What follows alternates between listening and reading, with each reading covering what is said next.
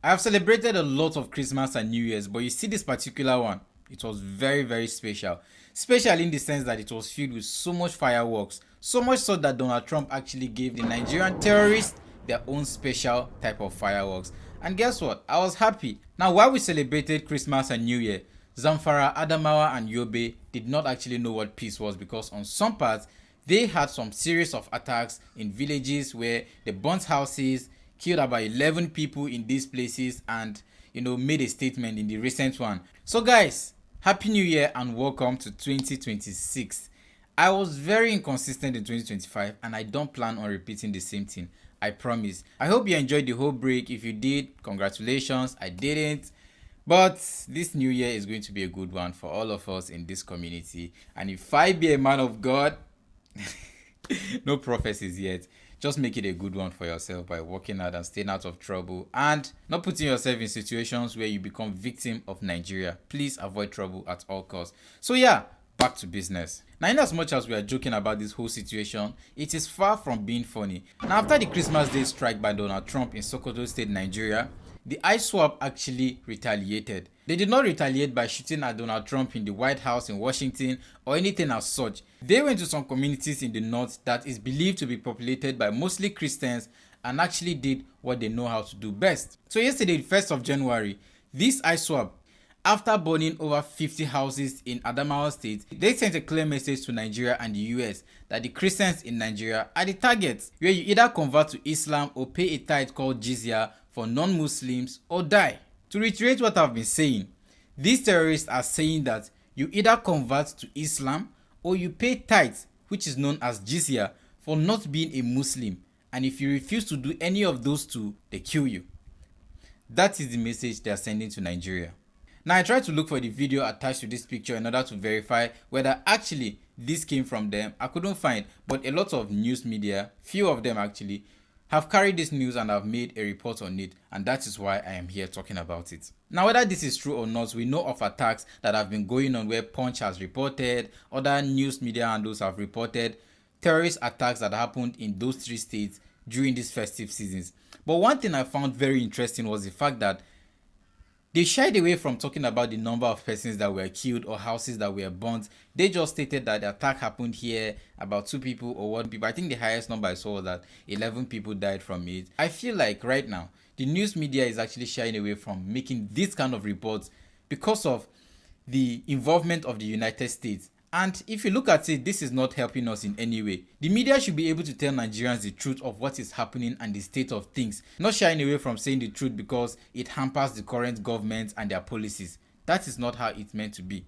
Now, I know that elections is next year and lots of the news media would be stopped or even warned from reporting certain kind of news. And I mean, they don't even have to be warned because some of them are controlled. So we do not have the exact details of what is going on in those parts of North, but we know that there has been an attack. Now, the essence of this video is to make one point, and that point is to those terrorist sympathizers like the likes of Sheikh Gumi. Now, the basic question is, if these terrorists are coming out with this kind of demands, if the terrorists are saying that you either convert to Islam or pay tax or die, what options are the non-Muslims left with? Are you saying that the followers of Jesus Christ or the followers of Oduduwa or the followers of Amadioha, these worshippers from north, south, east and west, will gather their tax and send it to ISWAP or send it to Boko Haram or send it to whatever name they choose to go by so that there will be peace in Nigeria? Is this what Sheikh Gumi is saying? Is this what he is talking about? Last time I remember, he did say that it was a farmer-herders clash. But this has nothing to do with herders or farmers. These are Islamic extremists that are demanding for something that is not possible under the sun. They often say when you sit in shit for too long, it stops smelling. But the consequences of sitting in shit is still there. You will suffer for whatever disease that comes with sitting in it. And this is what Nigeria is facing right now. When you've tolerated this kind of people for so long, they begin to make demands that are absurd. My one single request is to the Muslim brothers and sisters, especially to the Islamic clerics and leaders. My simple request is that you people need to come out and start telling Nigerians categorically that these people have nothing to do with Islam. The only places who have heard this is in the comment section or bystanders. But we have the emirs, the politicians, the clerics staying silent on this issue. And honestly, if you look at it, the silence is doing us more harm than good. You have a lot of Christians that are beginning to believe that these people are fighting for the cause of Islam, even though the Muslims are saying that it is not. We need the leaders to come out and say that this is not the issue or this is not what is going on.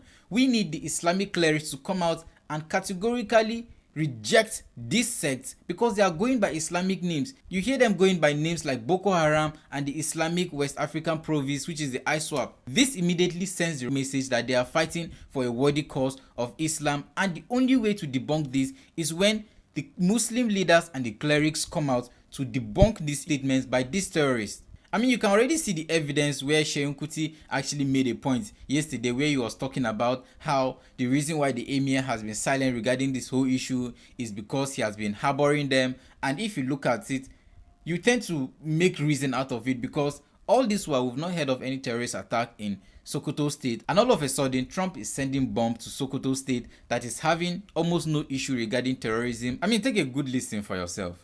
Donald Trump bombing of Sokoto. Since I've been following bandit news and everything, I know they hear anything they happen for Sokoto. But now, Donald Trump bombed Sokoto that they kill leaders.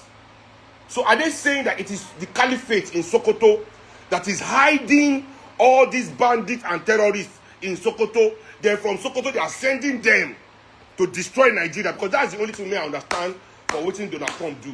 Now, we wouldn't be having this kind of issues if actually the Muslim clerics and leaders are coming out to debunk this and, expunging themselves and the religion from this kind of acts by these extremists. If you ask me, the Muslim clerics, leaders, content creators need to come out and actually start reorientating Nigerians regarding these whole issues. We need to start hearing that, okay, they are not part of us, and the reason why they are carrying this act is for their own personal beliefs or agenda or whatever intention they might have. Because silence sometimes can begin to seem like consent. While we are celebrating that the United States is now involved, there is going to be more strike on the terrorists, we should remember that the root cause of the problem is still in existence. That those that are making the calls are sitting in the highest of the highs. Those people that are sending these terrorists to those communities and those villages are sitting in offices, in ACs, and are making calls to them to do these things. The United States is simply treating the symptoms. They are not treating the problem from its roots. And it is deeply rooted in the government. Your governors, presidents, chairmen can even be one of them. And this is where the root of the problem is. If you kill those ones in the bush, they're only going to recruit more and give them more arms and continue the job from where they stopped.